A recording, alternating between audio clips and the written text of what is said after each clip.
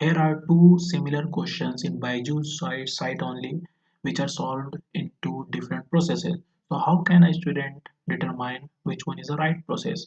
So you can see this is a question, one question, and this is another question which is also similar to that, but both of them are solved in different process, and both are of Byju in Byju's site only. Okay, so you can see this is Byju's. Okay, so and the previous one is also from Byju's. So you can see this is how it is a question from engineering mechanics. You can say if you talk about mechanical engineering, and it is actually a physics question. Okay, so you can see this is a normal body. You know, this is the vertical surface, and this is the body which is having mass. Okay, and so it is. It would come down, but there is a force of 5 which is acting on this. And the next question also, this is also the similar case. So how can you solve it? Now let me first explain you the basic idea of this. Like for example, let's suppose on this horizontal surface, okay, body is placed and it is having mass of 10 kilogram and force of 2 Newton is applied. So this is the normal force, and obviously the frictional force will act in the opposite direction of the force in which the body would move. So the force is acting on the left side, so definitely the friction force will be on the right side, and frictional force is given as mu into n, where mu is the coefficient of friction. So you can see an n is m into g. So mu, let's consider it as zero point 0.1. So m and g mass is given 10, and g we know as 10, consider it to be 10, so it will be 10 Newton. So if the frictional force here is 10, now this frictional force is actually the maximum frictional force. Okay, now if a force of 2 Newton will be applied, it won't move because the frictional force required is 10 Newton.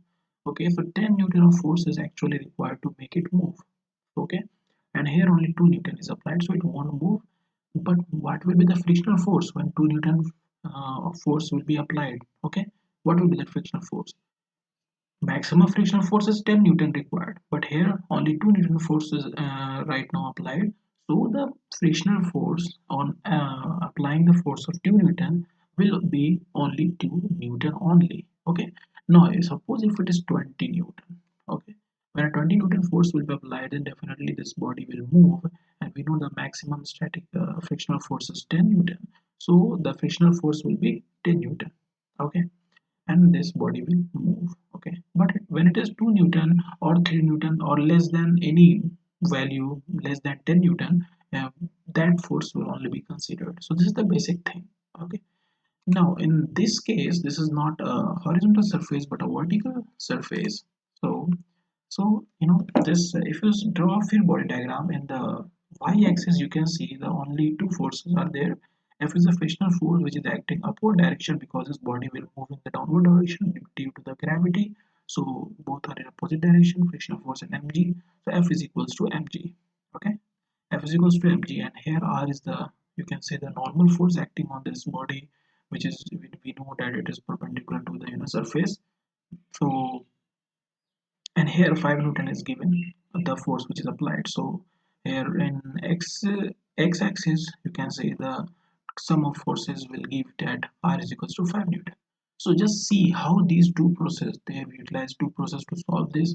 Now look at the solution. They taken as F is equals to mu and phi. Friction force, we know it is mu into n, and here mu the value is given 0.5, and they've taken 0.5, and then n is the, where R, instead of n it is written R, so R is 5, so they have taken as 2.5 Newton.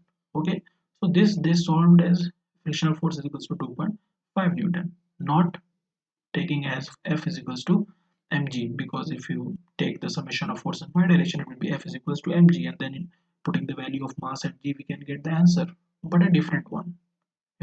Now in the next one, this is also in Byju side only, same type of question is there. So in if we solve according to this process which we solved, which is solved over here, so it will also be like F is equals to mu into n. So mu is given 0.8, consider it to be static, so it will be 0.8 into n will be the force. Okay, n will be the force, and the here F force is the 60 Newton is given.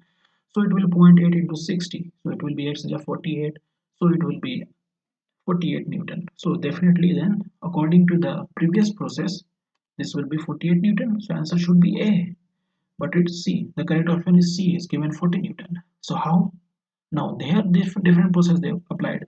First they calculate this mu into n. This is 48 Newton. Okay. Now they're saying that force is parallel to surface. Mg is 40 Newton. And like similarly, if we take this summation of force in y direction, it is F is equals to mg, as I told you before, which is less than the limiting force. Hence F is equals to 40 Newton. So I don't know. So here F is equals to mg they have taken. Okay, mg, definitely it will be 40 Newton because m is 4, and taking g as 10 Newton, it will be 40. So this is 40 Newton here they have taken, not 48. And in the previous one they have taken, according to this, mu into n as 2.5 Newton. So both are having different forces. So how, these are two different processes. So how can a student determine which is the right answer for them, right solution, a right process to solve it? So I think it needs to be clarified by Byju. Hope it helps you, and I just try to be aware. Okay, try to know the right solution, because in many books, many good reputed books and these sites also, solutions are not, right.